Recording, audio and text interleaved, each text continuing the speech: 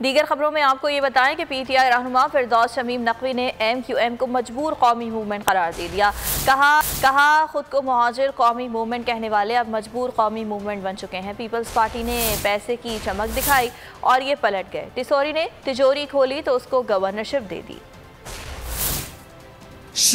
कराची दुश्मन उस जमात का नाम जानते हो? पापा, फुप्पो, पप्पू पार्टी। और उसने पार्टनरशिप किसके साथ की है? मजबूर कौमी मूवमेंट। और उसकी मजबूरी क्या है?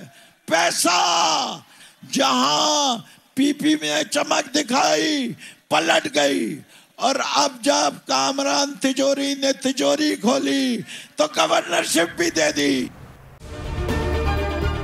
अगर आपको ये वीडियो पसंद आई तो हमारे चैनल को सब्सक्राइब करें और बेल आइकन पर क्लिक करें।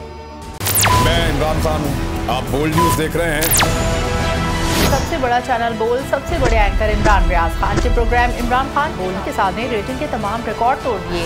56% नाज़रीन ने बोल्ड न्यूज को देखा। सोशल मीडिया पर भी सबने ज्यादा देखा। सबसे ज्यादा व्यूज, सबसे ज्यादा रील्स और सबसे ज्यादा रेटिंग के साथ बोल्ड अब भी नंबर 1 पोजीशन पर बरकरार। सब्सक्राइब करें और बेल दबाएं ताकि कोई खबर रह न जाए।